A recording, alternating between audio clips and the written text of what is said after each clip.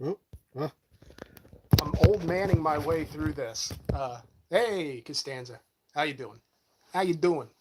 This is Rinaldi or Klein, one of the two. All right, let me put this on for the first time in 15 years. Ooh, there we go. Wilderness. Ah, there we go. As I wait for people to file in, hopefully to join me for this cursed podcast, we'll say. I look ridiculous right now. I really do. In my Final Fantasy VII Hamilton shirt and my Squall Leon Hart Griever pendant that my ex-girlfriend hated, but joke's on her, it outlasted our relationship. Ah. So yeah, hey, how you doing, Trent? It's good to see you here.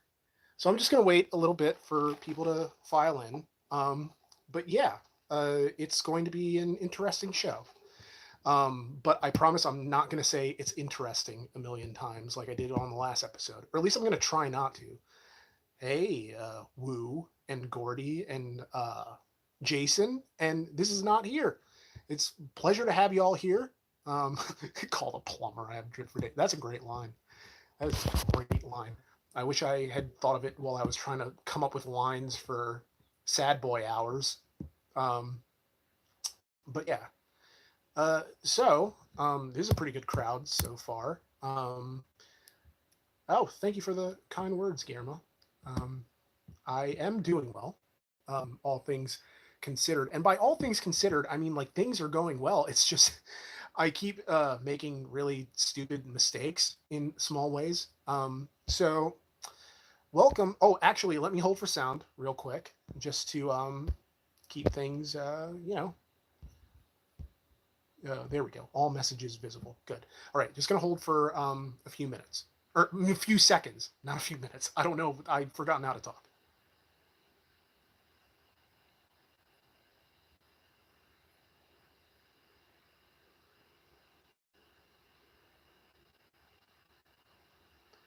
Welcome to RCR podcast number 144, or 141, not 144. Okay. So I called it I Broke the Thing. I'm Nick.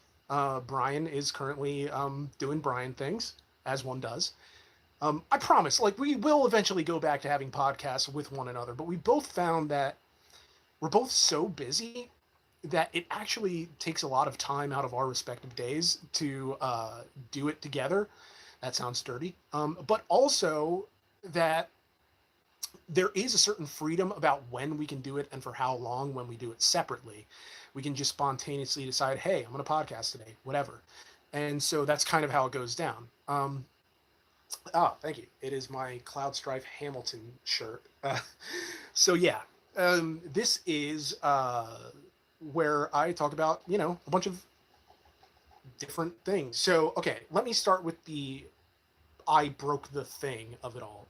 Basically, while I'm still saving to get another non-Betty car, and there goes my air system, I am basically it's the dumbest thing in the world. I was getting ready to leave.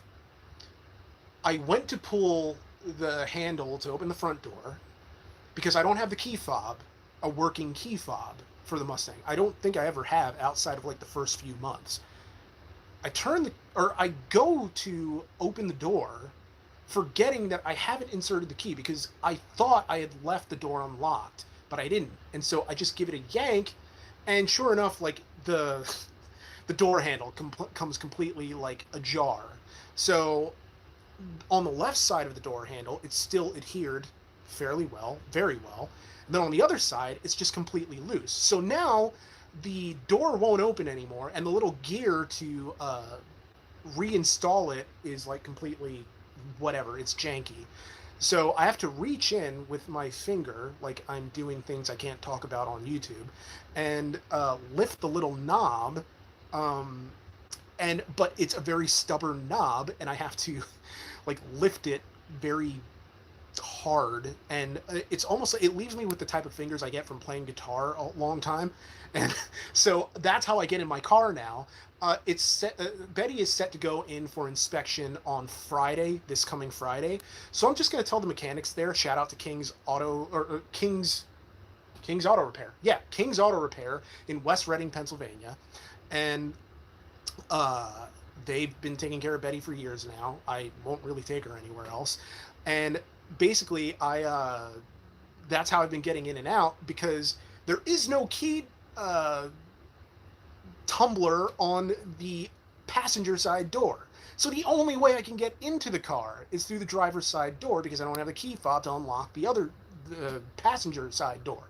So I'm basically in a hot mess express of locking myself out of my own car, even though the door is unlocked now. So yeah, I just have to completely do that. Uh, it's the dumbest problem that I could have ever presented to myself, and it's a problem that was so completely and easily avoidable that it's almost a wonder that it didn't happen sooner because I am the king of avoidable mistakes. Hmm. So, on the subject of West Reading, Pennsylvania, it is my hometown. I grew up there. It's basically my favorite place on planet Earth because it's home. It always has been home, and it always will be home to me. Um, yeah, I have places that I love that I've been. I love New York City. I love the UK. I love so many places. I love LA. Like, I don't think people are supposed to love LA, but I love Los Angeles. Um, I love Portland, but West Reading, Pennsylvania will always be the place I love best. And this past week, on Friday, there was a fairly significant tragedy that happened there. Um, so there was an explosion at the R.M. Palmer chocolate factory. And anyone who's local to the area knows about Palmer because you've either had like friends or relatives, or maybe you yourself have worked there. And if you haven't, you've probably had R.M. Palmer chocolate, especially around Easter time. Half or more of the Easter bunnies that are given away during an Easter egg hunt were made by R.M. Palmer. Um, so I didn't realize at the time that this was making national news, and I it wasn't until someone said like go to CNN and look at it, and I realized they actually had video of the explosion, which is wild to me that A, they had the video, and B, that they would show it just because people died in that explosion. Currently, 5 people are confirmed dead as of Sunday, March 26th, and yeah, and several more are still missing. And I mean, our town is in a state of emergency. I still say our town, even though I don't live there anymore. But I mean, I was in West Reading when the explosion happened. Um, I go to visit my mom on Fridays. I went there, and I was hanging out with my mom. I just taken her dog for a walk, and we had gotten back from getting food at the farmers market, and she and I, she was like telling me where to move my car because the parking enforcement there is all kind of wonky, and I was parking my car, and a lovely, lovely fan named Gary, I believe, came over and said hi. I love it when fans say hi. So if you see me in the street, just like, hey, Roman, whatever, because our fans are always like so nice and everything. And so we had a nice little conversation for a couple minutes. Then I went back inside and I was doing some writing for the next RCR episode and making sure I could get my script to Brian before I had to go pick up my nephew to take him to his dad's house, my brother's house. Um, because that's my time with my nephew that I get to like see him a little bit. And my mom is on the phone with my sister, and I'm sitting there with the dog, and we hear this huge like.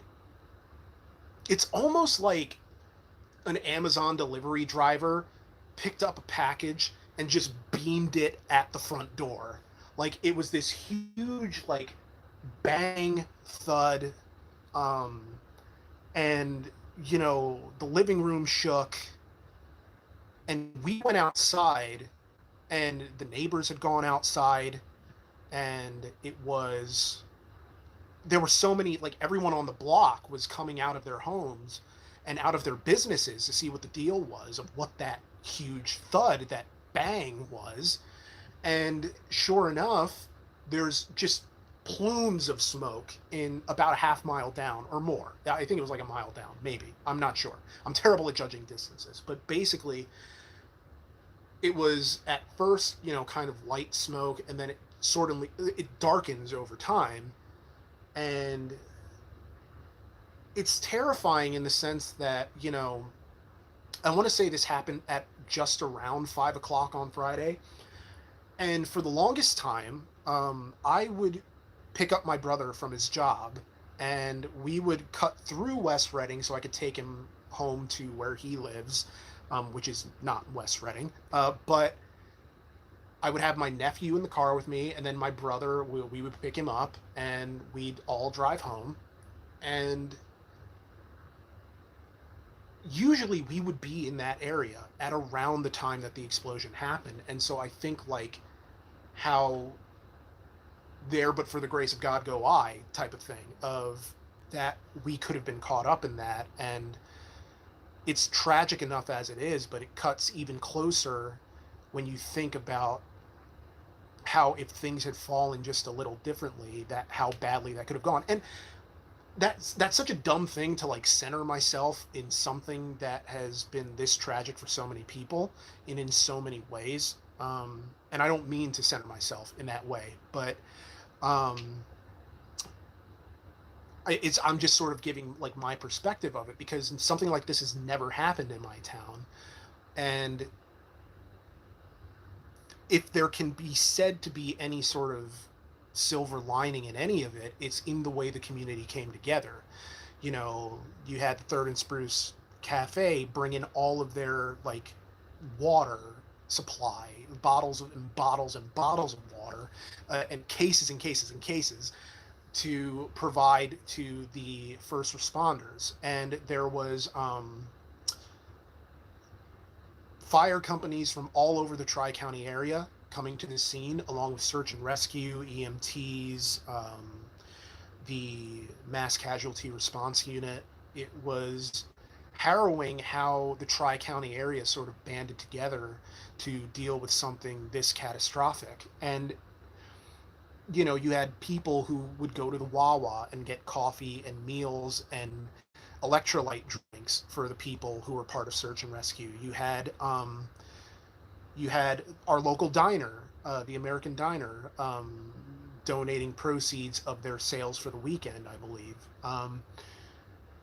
You had our mayor getting very emotional, and she's I want to say she's around my age, but I'm not entirely sure. But she was getting emotional, kind of explaining everything that happened, and she declared a state of emergency. And there was a cafe near where the explosion happened, and they ended up losing their facade almost, or at least their front window, and people banded together with, like, wood from Home Depot to board up their windows so that at least the business would be protected for the night and into the following days. It's that type of thing where you see how people come together. And I don't know exactly what the cause was for the explosion. I think the operating theory right now was some kind of gas leak. But I don't know that for sure. I think that's kind of the theory, the assumption a lot of people are going with, but we don't know. We just don't. And it's just so terrifying to see that, like, there's actual video of this happening, and the idea that was someone checking out of this world, or that these are the last moments of a person's life. That's just so, like, I can't bring myself to watch the video. It's just too harrowing, the thought of it, and that it happened so close to home, that it did happen at home, what I consider home. And so, like, my heart really, really goes out to everyone affected by the explosion. I wish I had some kind of link that I could direct you to, but as of right now, I don't know of any organizations that are mobilizing their efforts monetarily towards, you know, getting donations. Um, but if that changes, I'll post about it on my social media to let you know, if you feel like helping.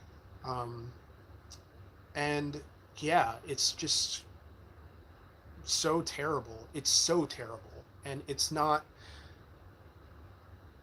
something that is comprehensible to me in a way, just because it's so horrific. The idea that there are still people missing in the rubble and the debris, um, that there were people who were found in the debris who were no longer with us, and there was one person pulled from the explosion who was alive and sent to the hospital. Um, and it's it's something that I feel is something that I hope to never have to relate to, but my heart goes out to everyone who does have to relate to it, in the sense of not knowing about your loved one for certain, you know, not knowing whether they're alive or not, not knowing if they were involved in the explosion, like if they were caught in it.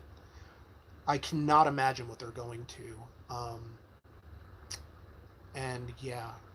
Oh, Ross Sadler makes a point about a natural gas, or about the natural gas infrastructure in the area, in the sense that about last year, a house exploded in Pottstown. Several reports of people smelling gas weeks before. I remember when that explosion happened, because I have loved ones in the area, and it was very much something that terrified people. Because if you looked at the aftermath of that, just that house was gone.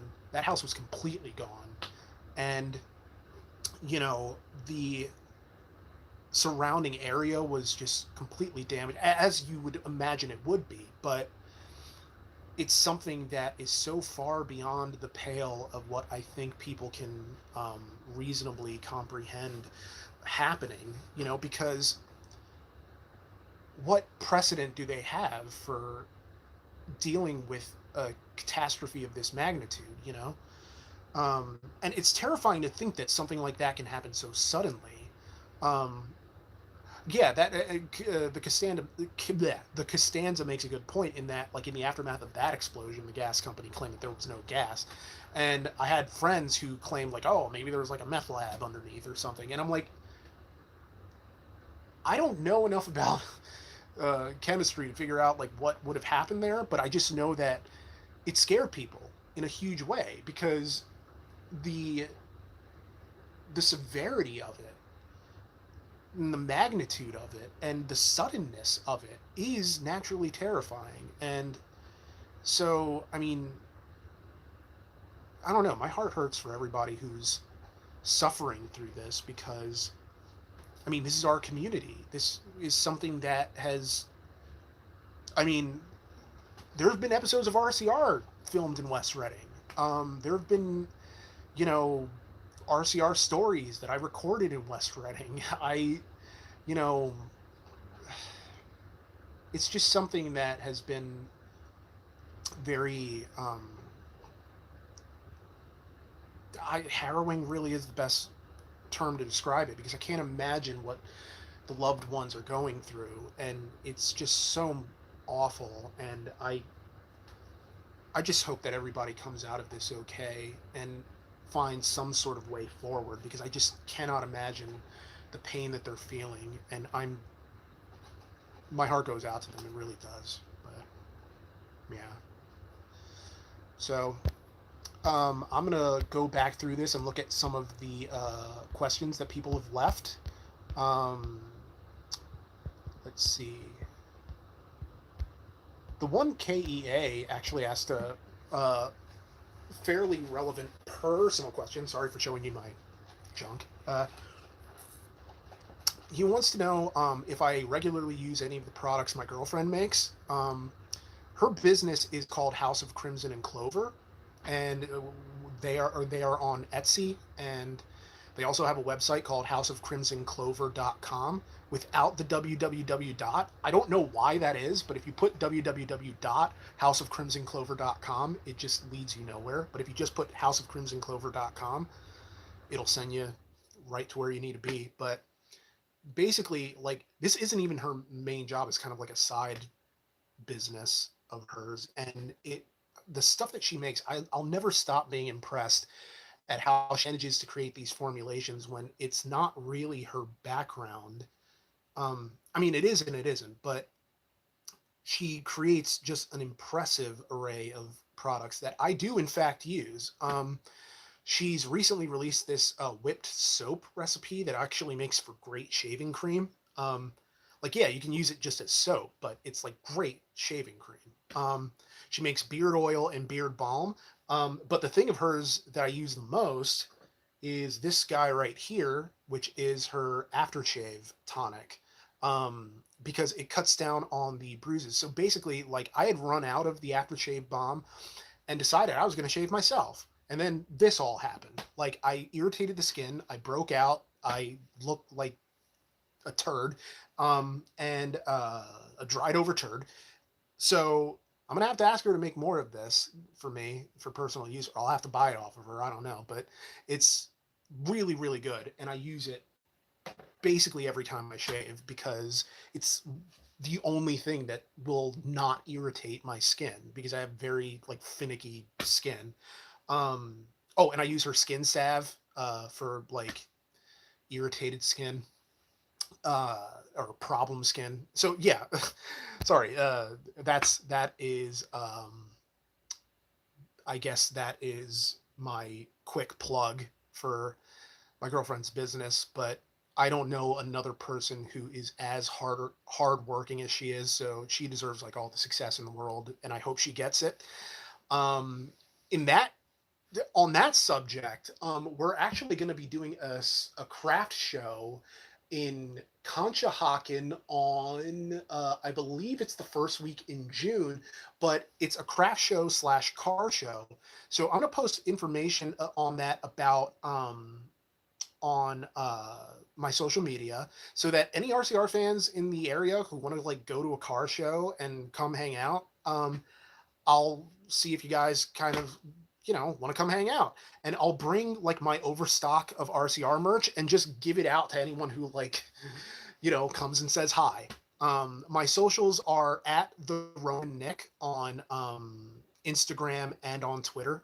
So you can find me there. And it's, yeah, TheRomanNick. And so, yeah, because it's not like some people think that like the N at the end of Roman and the N that starts off Nick is just one N, but no, there are two N's. So, as if you were actually spelling my name. So, yeah, check them out there. Quick plug, my new song Sad Boy Hours is out on Bandcamp. And so, please go check that out if you want to. If you liked the song at the end of the Chevy Spark video from last Monday, I was not expecting people to actually enjoy that song and ask for a full version because I'd only written one verse because I thought, well, here's something and I doubt I'll ever finish it. And then I just spent Monday finishing it and I released it on Tuesday, I think. And the response has been really nice. I really appreciate everyone who's gotten a copy on Bandcamp. And I believe the address for that is theromanrcr.bandcamp.com. And yeah, the song's on there for 99 cents, but you can pay whatever you want. If you feel like, I don't know, you really like it and you want to pay more. I don't know why, but whatever. And I'm waiting for it to clear on Spotify and iTunes so it can go up on there and Amazon Music. The only reason I still put it on Amazon Music is for the possibility of maybe potentially charting, because my first album actually was like the number 6 or something crazy like that, comedy album for like a brief period, and I thought that was cool. But yeah. So let's talk about car things, because last week I reached out to you guys to help me with a finding a new car in the Tri-County area between Harrisburg and Philadelphia, below 7,000 ish. And I also asked for your suggestions and recommendations for a future RCR story. And so um, I was kind of overwhelmed in the best possible way with the emails that I got. I was very happy with the response because I know that a lot of you have other better things that you can be doing than sending me emails. But still, you take your time to do it. And so I just want you to know that it's really appreciated. Um, and yeah, I'm I go through each one. I can't respond to all of them because I literally don't have the time. But believe me, they're all getting read. 100% of them are getting read. Um, and so yes, I'm going to go through some of the ones that I haven't actually gone through yet to see what other stories are being suggested to me. And so I hope this makes for good content, and hopefully um, hopefully comments roll in and I'll be able to I don't know answer your questions as they come in. Super chat or not, I don't really. It is what it is. But yes, let's see. So this one is from Jake. It is a Buick Roadmaster wagon. From 1996. Oh wow. All right, how much is this going for? Huh. All right, he wants 8 grand for it. Um, it does have an accident reported on it. 3+ owners. Um, it's mostly lived in New Jersey. Um, last serviced at 136,000 miles. Yeah, oil and filter change, cooling system checked. I like this car, but I don't know that it would necessarily solve the problem of being stressed out about driving because, well, see, but I don't know that though, because you never know until you actually drive the car of whether it's going to be something that you have to worry about long term or whether it's a car that's going to be fairly reasonable for the things you need it for. So for me, my needs basically chalk up to bigger than a Mustang, more reliable than a Mustang, and I don't have to worry about like needing to repair it the minute I get it. I mean, I'm not looking for a car that I will never have to service because that's completely unrealistic. Like, I'm not, you know, but I would like something where it's not something that, like, I could at least drive for a little bit without having to worry about the next service bill. But I don't know. Again, beggars can't be choosers. So we have a question here. Not FW asks Roman, what would your living/financial situation have to be for you to get an AMC Eagle? I would have to be rich. Not really. But like for me, rich, be in the sense that like, okay, I live in an apartment complex. In no way is it feasible for me to own an AMC Eagle unless I have a garage to put it in. And also, I would need a wider financial berth to be able to afford the cost of maintenance, even understanding that an AMC Eagle is a supremely well made car and that there are many, many examples that have been on the road since the 1980s on and off that are still perfectly functioning today. And I mean, it's an all-wheel drive or four-wheel drive vehicle, and it is remarkably capable. But I think it's too far above what I would use it for. Oh, hey, Brian's in the chat. Cool. Maybe if Spike sells another show and hires us again. Yeah. Because I bought Betty for writing a season or co-writing, guest writing, whatever, a season of Car Matchmaker on the Esquire network, which was Spike Ferriston's show. And Spike is a like really nice dude. Like we only met him once. We met him at the Jalopnik Film Festival, and he was really cool. And it was really fun to write for the show. The problem was that I didn't have cable at the time, so I couldn't actually watch the show because it was on the Esquire network, which is like deep cable at the time. And so I remember I went to go visit the girl I'm dating now. I went to go visit her when she was living like several counties away. And she actually, where she was staying, there was cable. And I took the opportunity to watch the show. And it's like, oh, there's a line that I wrote and it's on TV. Like, ah. And that was the coolest feeling. And when her check came in, that was the most money that I had ever seen in my life. Yet, even then, after taxes came out, like it was only barely enough to afford Betty. And so that was the car that I could afford. And it would be nice to be able to just kind of have that kind of lump sum payment and be able to just say, hey, let's see what we can make happen with this. But for now, I'm just saving money. I'm being very conservative about things and hoping that I will be able to. I'm hoping that life doesn't happen in between these because life tends to happen a lot. Like there have been some things that happen that kind of cut into my savings in the past. And so, and if that happens again, obviously I'm going to prioritize the main issues that I'm facing rather than getting another car, because that's just kind of, I guess, the adult thing to do.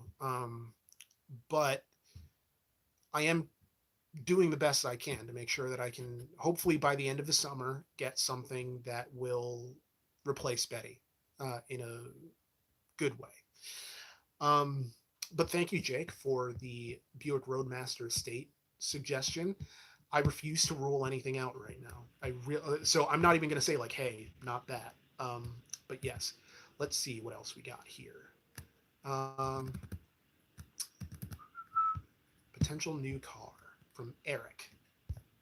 Um, Love what you guys do. I heard on the podcast the other week that you shouted out your email for people to send you cars. I saw this Saab 93 and thought you might be interested. Let's see what this is like. Um, and it's no longer available. I waited too long. Well, that's my own fault, you know? So let's see. But thank you for the suggestion either way. That is a very thoughtful suggestion, especially knowing how I feel about Saabs. Brian, not RCR Brian, but a different Brian, has sent a suggestion on an RCR story. Let me know what you think about these in the comments.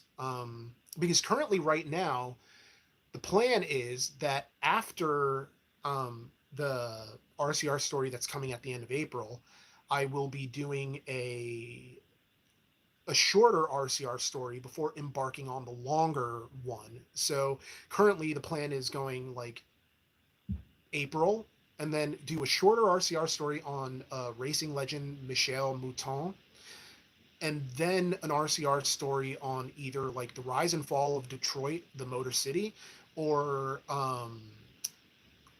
possibly trying to do the motorcycle speed wars. See if that's even plausible to me, for me to do. Sorry, I don't know how to talk anymore. I've also looked into Group B Rally as a long form one, but I always struggle with the ones that have to do with auto sports just because I feel like I'm out of my depth there.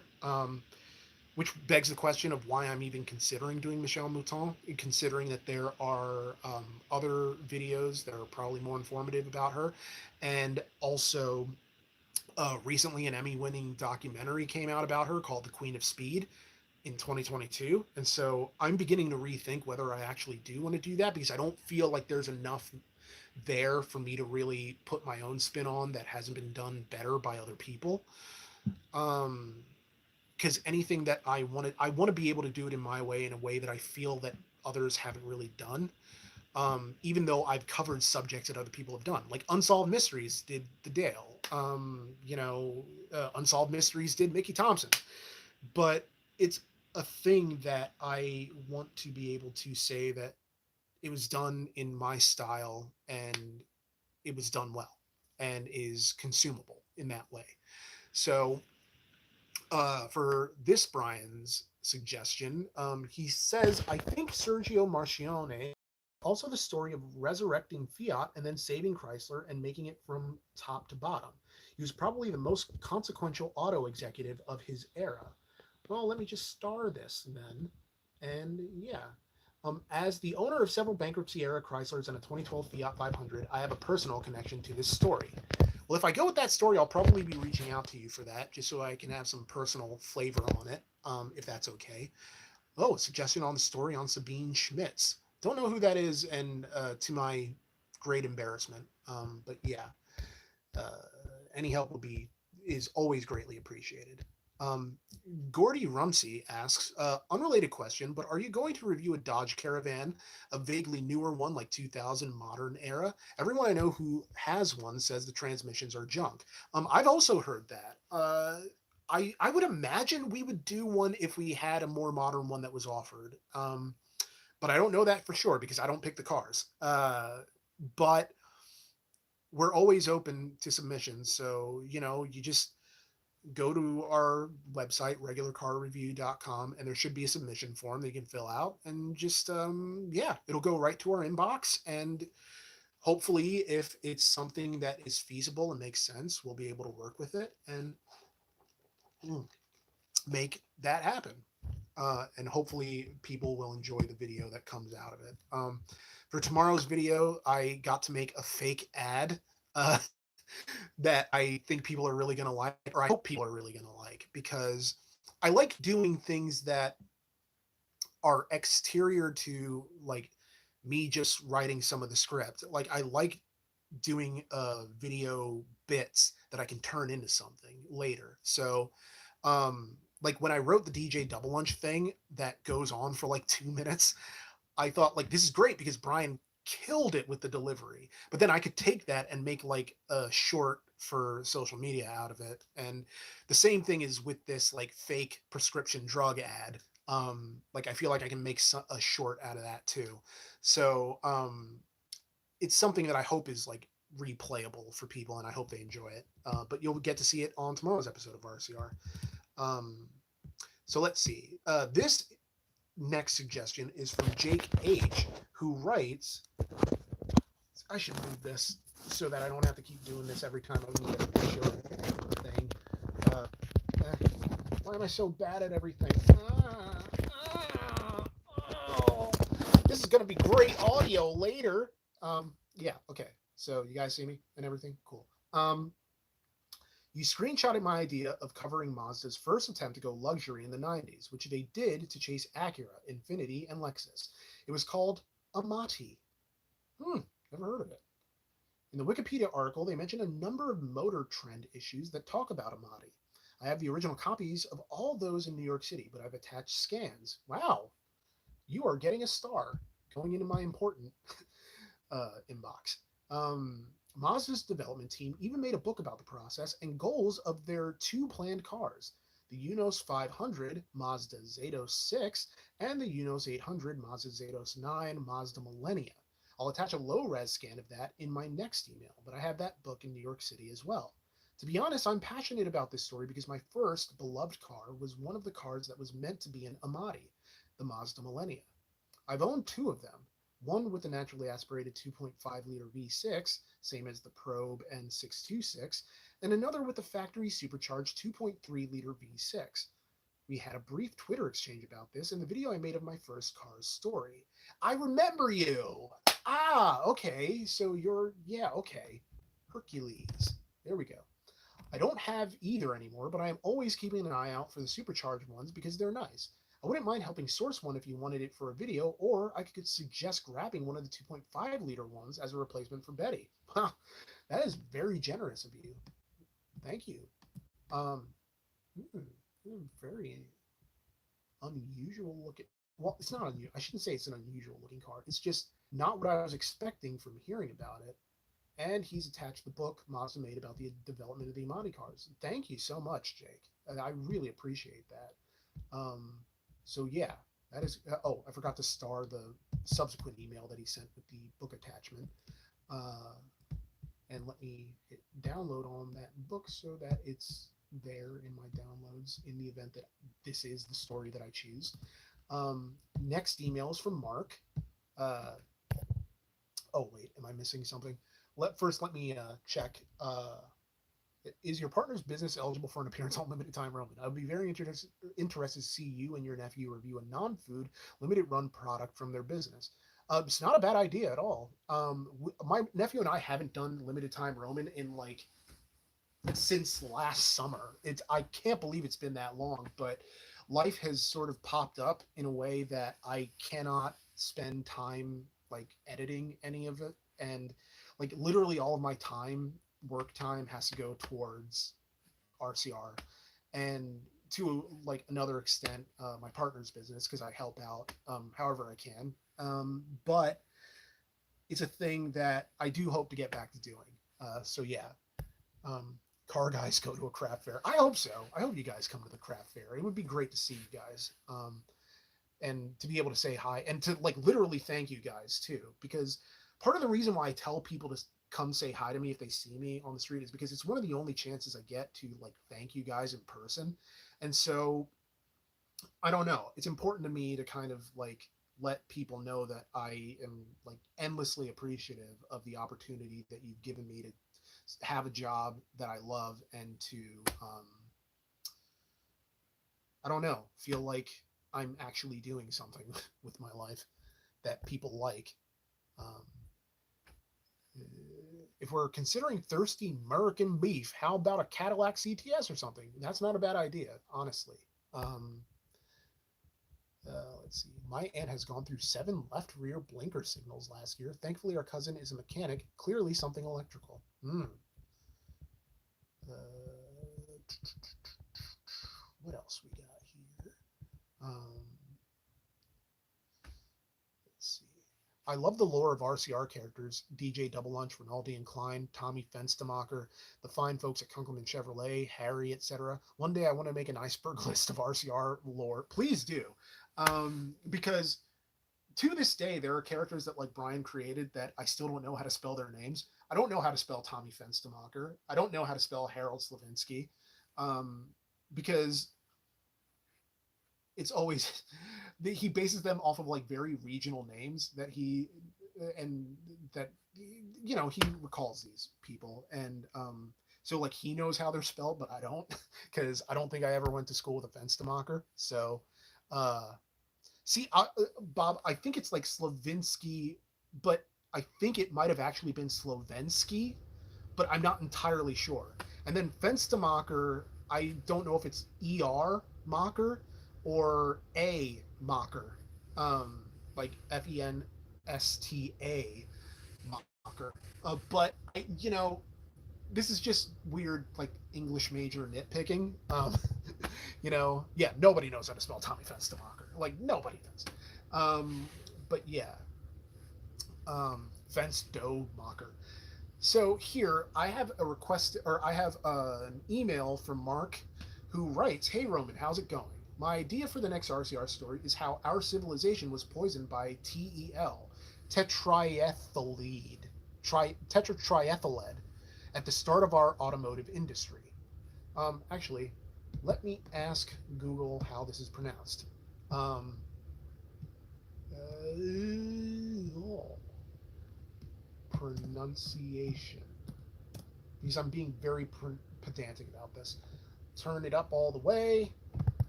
Tetraethyl lead. Tetraethyl lead. Tetraethyl lead. There we go. Cool. How our civilization was poisoned by tetraethyl lead at the start of our automotive industry. From the start, they knowingly pumped a poisonous byproduct that set our civilization back God only knows how many years due to pure greed. And he includes a link. Um, Here's another good link for the story if you aren't familiar. Of course, but this story may be overdone in your opinion. So here's a story close to my heart because this guy lived in my neck of the woods once upon a time. Um, I don't think it's overdone because I can't think of a story that, or I can't think of an outlet that's done it. But, um, I mean, you never know. I have to do like actual research to look into each of the topics and kind of create. I almost need to create like a Doug score for topics, and then whichever one has the highest Doug score is the one I end up doing, um, and rank it by various different parameters, like you know, uh, algorithm friendliness, audience interest, personal interest to me. Availability of uh, images and videos, preferably public domain. So yeah, let's see. Started budget. Oh, so the person that he's suggesting here is Jules Lederer. He started Budget Rent a Car and was also married to Ann Landers. Wow. All right, you are getting a gold star and being sent directly to my important inbox. Um, but yes, let's see. So, second ask, I know you like AMC and Ford, but want something reliable ish. We drive an Escape, which has been fairly reliable. If you could find a 2012 model, last model year of the boxy Escapes, with the V6 and 6 speed, it might suit your fancy. Or not. Personally, I always thought if you could find a boomer owned, lightly used Ford Flex with the EcoBoost 3.5 and all wheel drive, would track. I ain't saying, I'm just saying. The first could be had for under 10 grand, the second might also. Anyway, you guys rock. Tell Brian hey, and know I love everything you guys do. Take it sleazy. Thank you so much, Mark. I appreciate that suggestion, and yeah, you're definitely in the important inbox right now, or the important tab. So this will be a message that I come back to, and which is not to say I won't come back to others, but still, um, it's one of those laddered, tiered priority things. So yeah, tetraethyl lead brought from the same guy that brought you Freon. Wow. Dude was considered the single most destructive organism ever by some nerds. Wow. Legalize medicinal Freon. Legalize medicinal TEL. Um, ooh, damn. So yeah. Let's see what other things we got in the old Gmail. Um, More suggestions. Okay, cool. Here we go. Hey Nick, I thought I'd collate the things that came up from me in the stream into a nice, neat note. Wow, that is the nicest thing. Thank you. Thank you. That is very useful, very helpful. Um, Moonshine Runners and the Birth of the Hot Rod. Since you mentioned the true crime aspect to the Dale and the Ferrari robbery, I think it's a cool related topic, and I personally find intersections between the development of a technology and the resulting cultural impact worthy of highlighting.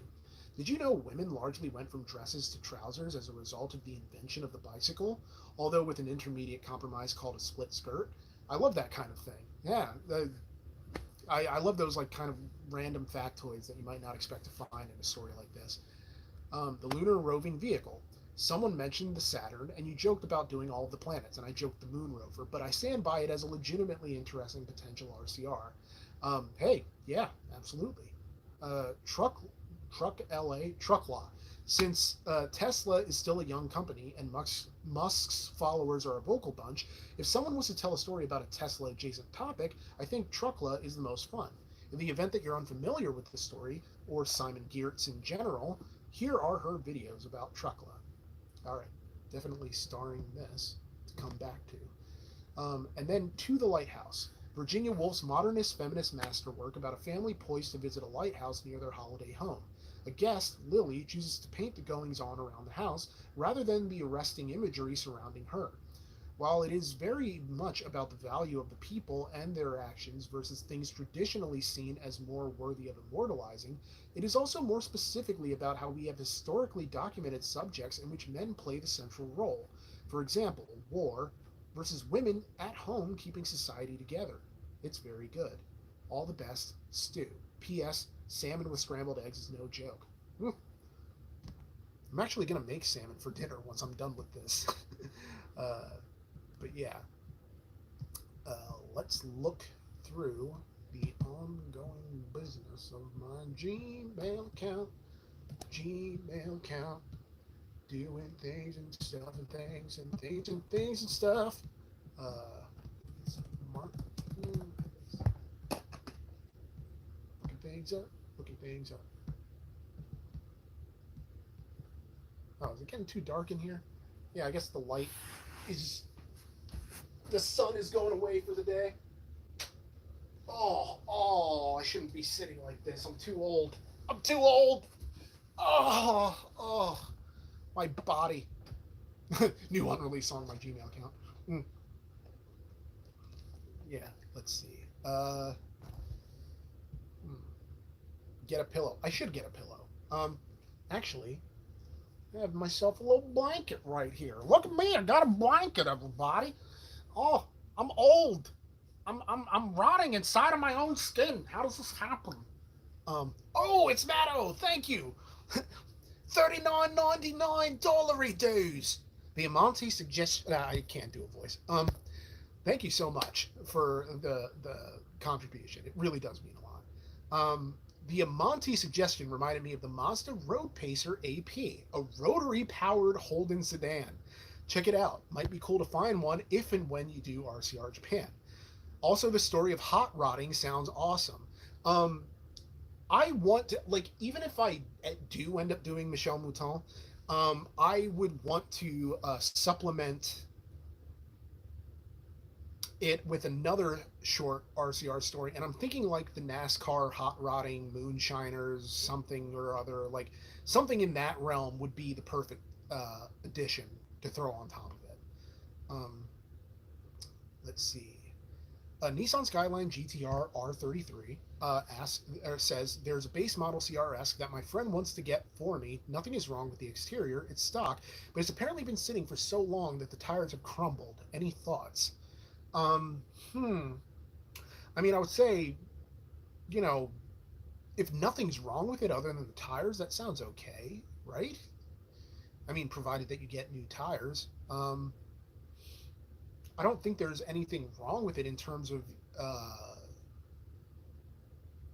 I mean, that's almost a deal that I would take, uh, especially because it's stock and nothing's really wrong with it. But if it has been sitting, there are other things to consider. You can take them at their word that nothing's wrong with it, but I would still have someone look it over to make sure that you don't have any rust problems. That because the oil's been sitting, or like just everything's been sitting, that it's not got more issues facing it. And it's funny because normally I wouldn't be able to talk about this at all, but I've spent so much free time playing Car Mechanic Simulator 2021 and become obsessed with it that it's made me more cognizantly aware of the many, many, many things that could go wrong with a car over time and the ways in which they could go wrong. But dangerously, it's sort of gassed me up into thinking that I could actually repair some of these things myself. Like, I can't change my own crankshaft, right? But the game makes me think that I can. Because, obviously it's a video game, so you're not dealing with all the different aspects of time management that go into this sort of thing, even though there is a time aspect to the game. It's such a good game, though. So Nissan Skyline responds, not a clue about the engine. It could have a dead transmission or blown engine. Good candidate for a junkyard swap if it has no rust. Um, yeah, that's true. If it has no rust, I mean, I think that's the big thing of it. Like, if it has rust, well, I mean, I guess it depends on how much, but if it doesn't have any, it still seems like it would be a potentially good bet. Or I shouldn't say bet, but a good option, you know? Um, but yeah, if for no other reason than flip it or swap it, you know? Um, I don't need to play that game. I've lived that nightmare already. My summer car. That is a game that has been suggested to me many times. I played it for a little bit before. I think I ended up not being able to play it. I forget what happened that stopped me playing it. I think like my computer crashed or something, and I had to do a hard reboot, and then everything was just nah. But um, knock on wood that it doesn't happen again. But the uh, the game itself was pretty good. I just didn't play it long enough for it to grab a hold of me the way that like Car Mechanic Simulator did. Um, but I think is did my winter car actually release yet? Um, no, not yet. Apparently, I just knew that the sequel was coming, and so I was thinking of maybe checking that out. Hey Roman, I found a 2003 Toyota Echo four-door base sedan in York, PA for 5K. Wow, makes me wonder if other cheaper Toyota Echoes may exist somewhere in Eastern PA. Would you daily drive an Echo again? I absolutely would, and I mean the Echo was Brian's, but I mean it's I see no reason not to. Yeah, that's a great suggestion. Uh, anything Toyota really is a great suggestion. I mean, if it were up to me, money no object, I would want a RAV4. But again, I know that like I'm very much beholden to certain circumstances, and so I can't really get away with that. Um, like, is it available? Is it reasonable? Is it functioning? Blah blah blah, and other such things. So yeah, let's see. I think I'm gonna keep this stream going until like 8 p.m. Um, yeah, let's see. So I hope that's all right with y'all. I mean, if it's not, I'm sure most people will just bail. But yeah, let's see. Um, oh, okay. So back to my email. Ethan has a suggestion. Here are some good cheap car options. These cars are extremely common, and YouTube/forums have solved every common problem. Great sign. Most of these, especially the Buick, are usually not abused by their first or second owners. Here's an example of one near you on Facebook. Um, here we go. Open. Open. And it's unavailable. Because again, I waited too long, like a jerk. But still, thank you, Ethan. Yeah. So his suggestions, the following cars have the Series 3 3800 GM motor, which is extremely reliable. Be careful, most of these cars have had V8 options that you should avoid. Power will be equivalent or faster than your Mustang. Test drive before buying and make sure the transmission shifts smoothly. A 2004 to 2008 Pontiac Grand Prix. I love Pontiac products. Even the Aztec. Even the Aztec. Like, I didn't have a problem with the Aztec. It was fine. It's Pontiac, you know. 2005 to 2009 Buick LaCrosse/Allure, and 2006 to 2008 Buick Lucerne. P.S. Or just pay the Toyota tax. Good luck, Ethan. Thank you so much, Ethan. Thank you. I appreciate it. Um, let's see. Oh, hey, Noodles Extra MSG for $2. Thank you so much. He says for a soda pop. The people who call it pop live a bit westward. I think that's Pittsburgh. It's still soda where I'm at. But thank you so much. Thank you. And don't worry, I didn't actually like buy this. I had a gift card that that my sister's best friend gave me for Christmas. That I'd almost never go to Starbucks, right? But um, I I guess I used a Starbucks reward card and got or gift card and got this iced coffee that is very charging, very like. The thing with Starbucks is that their coffee tends to be too dark for me, but for when it's iced, it's perfectly fine. It's great. Mm. But Starbucks coffee costs way too much money. It's like I'm kind of like having a hard time even like justifying like getting coffee out at all, especially because I am saving money. I just kind of make the coffee at home, the iced coffee at home from coffee concentrate, and putting that in my like jug and taking that to the shoot. The 99% of the time, that's what I do. Like me getting coffee anywhere is the 1%. So, oh, we've got soda donations coming in. Gordon, thank you so much, 220 for another sody pop. And then it's Matto, 299 for a fizzy drink. Thank you so much. Tony Airlines, hey, dude, it's good to see you. How's your travels and stuff going about? You were actually mentioned in a previous podcast as a potential source of information for um, a video. I have to go back to that podcast to figure out what it is, but um, I think it's something aviation adjacent. Someone said like Tony Airlines knows this, that, and the other thing, but I mean, Tony Airlines is just a generally knowledgeable individual. The man is smart. Uh, he's a pilot and smart, which it's a killer combination to be those things. With my Waterloo sparkling water, it's watermelon. Sorry, I felt the grumbling in there. I just didn't want to have a burping fit. Starbucks is an ice cream parlor disguised as an ice cream shop. They don't sell coffee, they sell Pinky Drinky with caramel crunch mocha frappuccino double whip. That I mean, there was this one person who got fired who went viral, got fired from Starbucks for making like a TikTok that was to the effect of like, "This is me preparing an adult milkshake in the morning for somebody." Like it was something fairly innocuous, but said in a very derisive tone. So yeah. Oh, it was the one KEA who said, "Hey Roman, I suggested that Tony Airline's brother might be able to help you conduct Japanese language research into the Japanese speed wars and the apocryphal letter issued by the Japanese government." Awesome. Thank you for refreshing the memory because my memory is garbage. Um, and Tony's like, "Hey, we'd love to help." Also heading to LAX all this week. I'm very jealous. Not going to LAX, but just going to LA in general. Although, for all the complaints that LAX gets, I actually kind of enjoy it. But I enjoy most airports. Like PHL is great to me. The Harrisburg Airport, great. Lehigh Valley, like sure. I think it's Lehigh Valley. I'm losing my mind. Reading Municipal Airport, it's great, especially World War II weekend.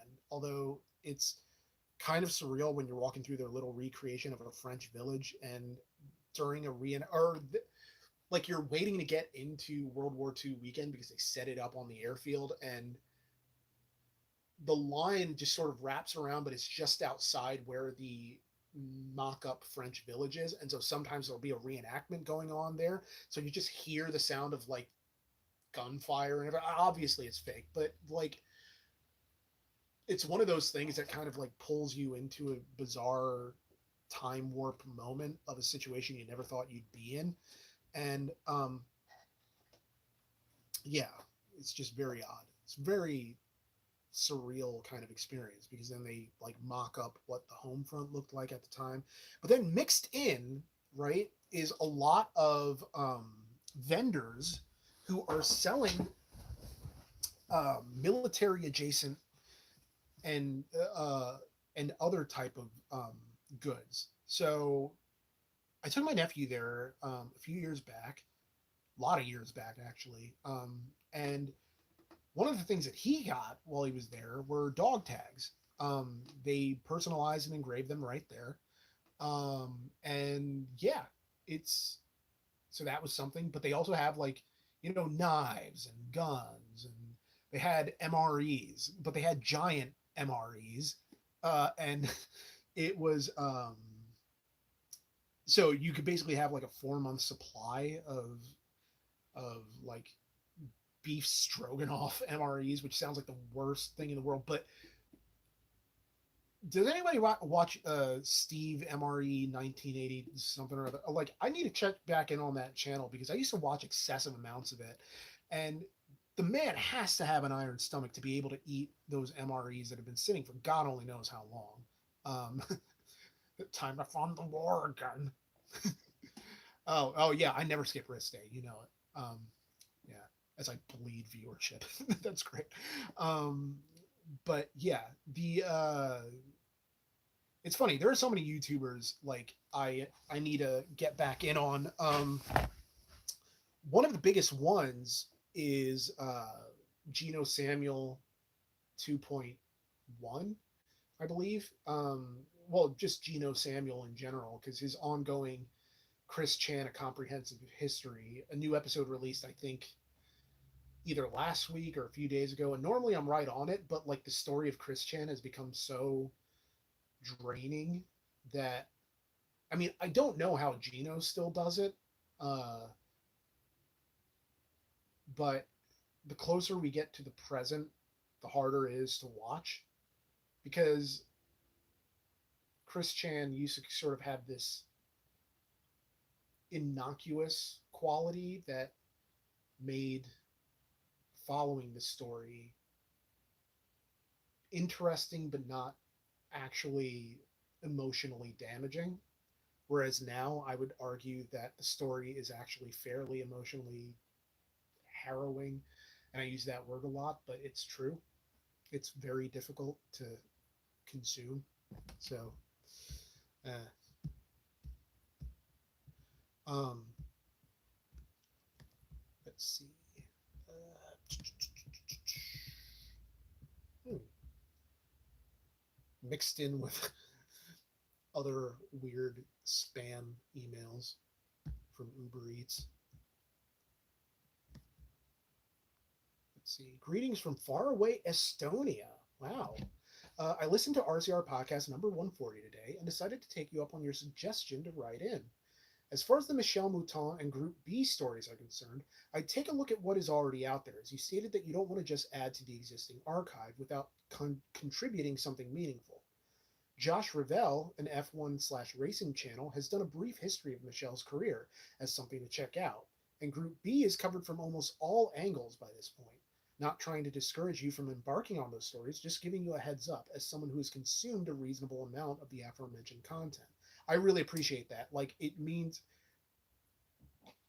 because it kind of reinforces one of my concerns about doing topics that have already been covered, which is that at some point it's overusing or it's over contributing to the archive of information without necessarily adding anything new to it. So, I mean, I like hearing that honest opinion, which is that yes, it would be interesting, but also like it's already been covered from every angle. So, you know, and there's always the possibility that like our specific viewers, the type that would consume this video, might not have heard the story before, and so I would be introducing it to people who hadn't heard of it. But by the same token, I wouldn't want to. I don't know. I just wouldn't want to add to the existing over simplification, or not simplification, overdoing, over contribution to the overall narratives. Sorry, I don't know how to talk anymore. Um, but let's see. Which email address am I using? I'm using the Roman RCR at gmail.com. That is my RCR address. Oh wait, no. Sorry, I gave you the Bandcamp address. It's the Rome or regular cars the Roman at gmail.com. Man, I cannot talk. Regular cars the Roman at gmail.com. That's the one. Send your RCR story suggestions. Send any cars in the area under like 8 grand between Harrisburg and Philadelphia, like suggestions that might you think might work for me. And yeah, it I appreciate every suggestion. Every single email gets read, even if I don't have the opportunity to respond to them. And for the majority, I don't have the opportunity for. But please know that they're appreciated very, very much. Um, let's see. As far as going back to the email that Kurt Koiv, I hope I'm pronouncing that right, but probably not, and so I'm sorry.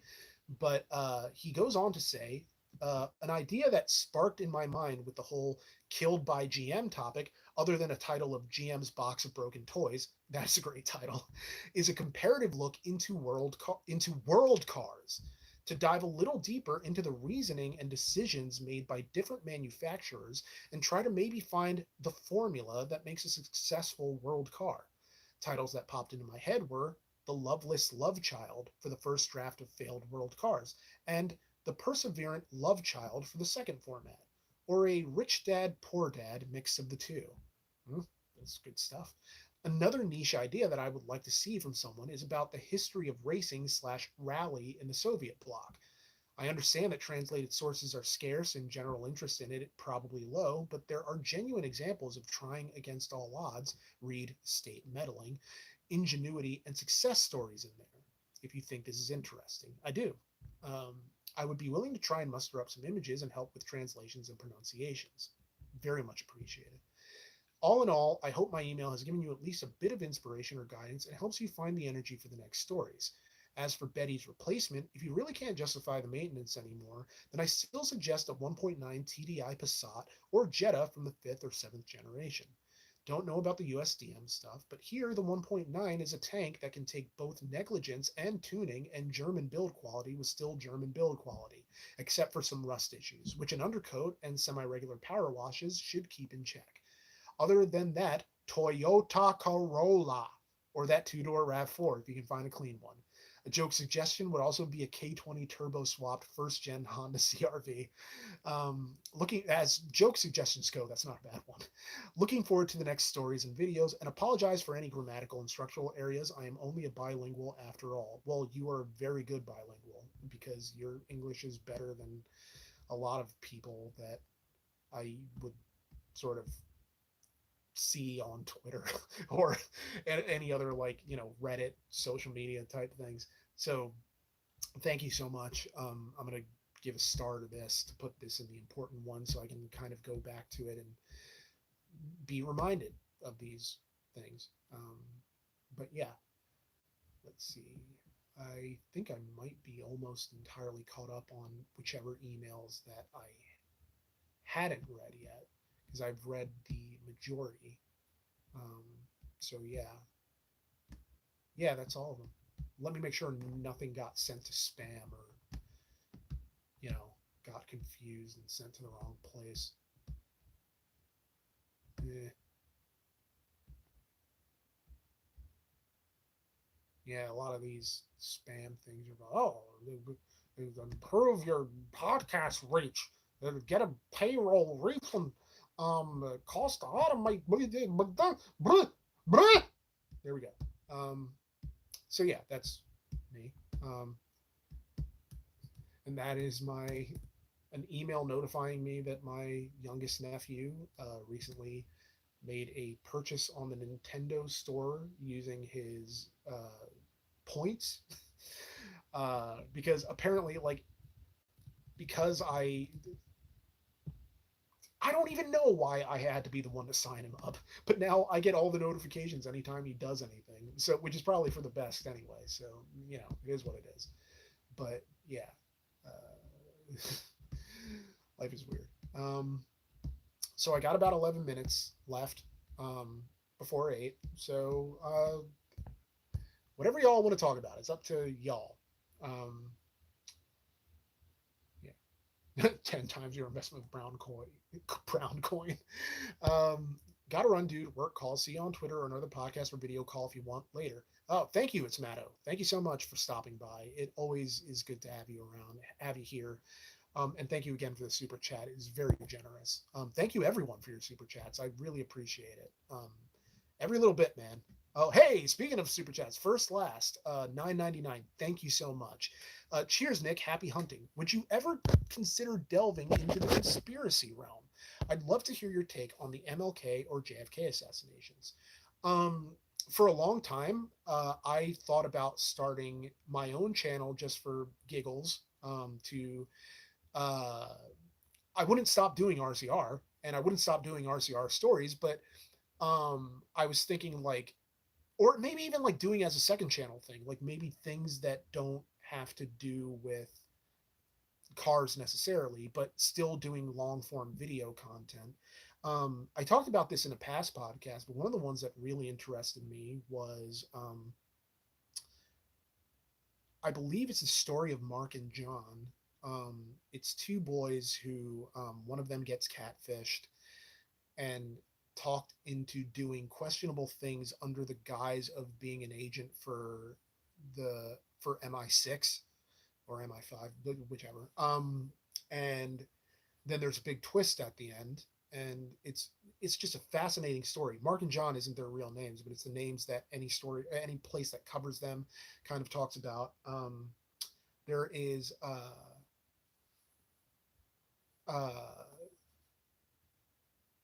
trying to think what else. Oh, the Yuba County Five, which there was a time where I wanted to take the fact that they drove a Mercury Montego as an excuse to make an RCR story about the Yuba County Five, which is five men who were going to a basketball game one night. Their car ran into trouble. They stopped. They ended up venturing out into the woods in the middle of the night and spent the night in a cabin, but because it was winter, I guess they never left this little cabin thing and they died there from starvation or they froze or like exposure. And then they find out later that like there was plenty of food. It was heated, but they just never turned on the heat. And figuring out like why this happened and also what happened to the fifth man because they never found him. It's always a story that's fascinated me that I've never been able to pinpoint. The Circleville Letters is my favorite true crime story of all time. And Unsolved Mysteries did it. 48 Hours did it. Plenty of people have done it. I don't know that I would be able to add anything new to it. But on that topic, I don't know that there's anything new I could add to JFK or MLK assassinations. Um, my mom went on a trip once to Dealey Plaza. Um, it's this was back in like a decade or two ago, and she told me all about it because growing up, like JFK was huge in the household. You know, you had a picture of the Pope, you had a picture of JFK, um, and yeah, it's just being able to talk to anybody who lived through that and is able to convey what the national sentiment was at the time is always fascinating to me. So yeah, I don't know that I would be able to really add anything substantial to that. By the same token, um,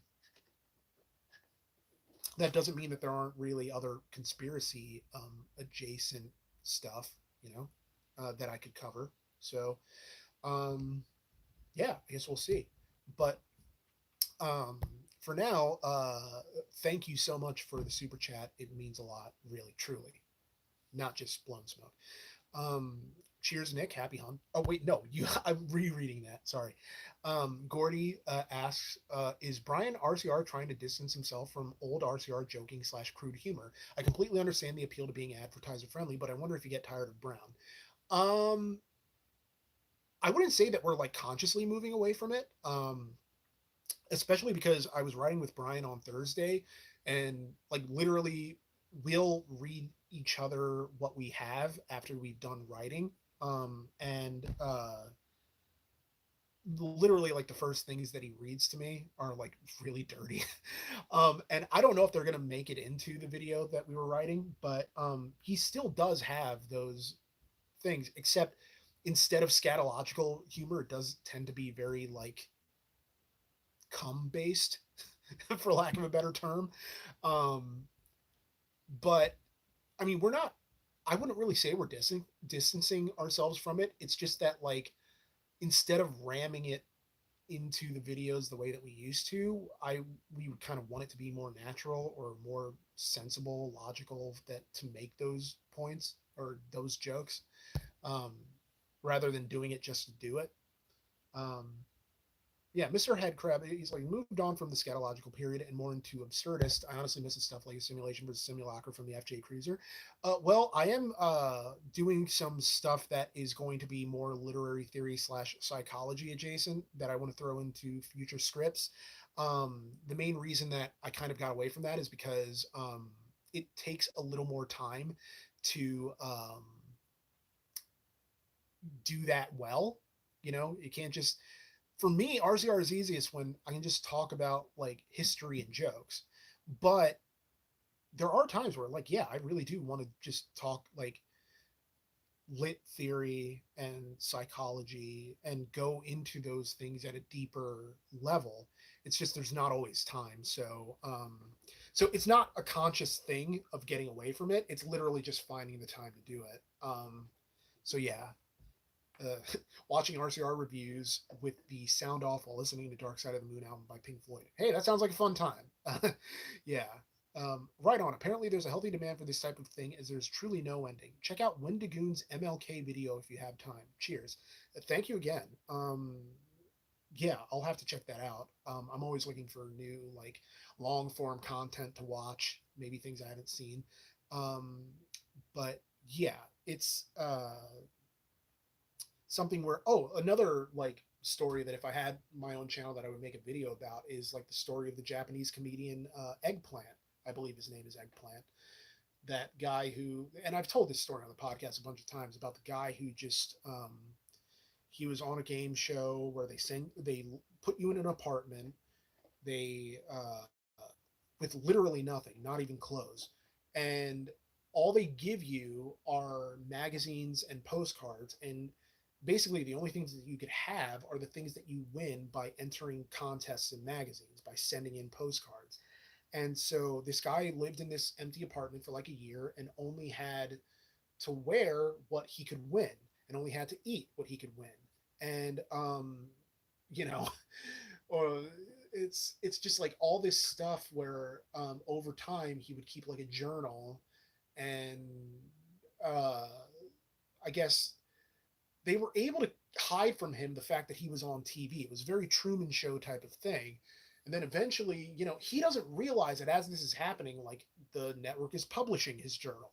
So he's already made like a ton of money because he's become a huge celebrity without knowing it because he's still isolated from the world. He doesn't have TV, he doesn't have radio, he doesn't have internet. And so he's just in there, and like his book is on top of the bestseller list, and he's very much in demand for whenever he successfully achieves, because basically he gets to leave when he makes a certain monetary sum of prize winnings, and he eventually hits that, comes out, um, and he's a huge celebrity and a huge success all over Japan. And I just find it to be such a fascinating story, and it's just nothing else like it. It's too good not to be a movie of some kind. But yeah, the story of Eggplant. Oh, thanks for the shirt props. Cameron, hey, love the vid about the Mustang. Sorry if I missed what you said. You would be driving from now on, but do you have a car in mind? I do not. If I could have anything, it'd be a RAV4. But yeah. Um, oh, Radiolab NPR might have done an episode on Eggplant. Wouldn't surprise me. That seems like right up NPR's alley. Um, hmm, I'm kind of like a I try to think of like I think they also did one on Preston Tucker now that I think of it, but I'll try to do things differently, or have been trying. Uh, so yeah, last few minutes, just seeing if any other email stuff, and let me just look on social media, see what's happening there. Probably nothing. Um, hmm. Been poking through gov deals. Unless he feels like an ex-municipal car or a seized one, it's slim pickings. I mean, I appreciate you looking. Um, it's something that, I mean, I hear about as a very, oh, hi, Roman. Do you want to make, oh, this is from Artisunate, Artisunate CureVax. I don't know if I'm pronouncing that right. Um, they've offered $5. Thank you so much.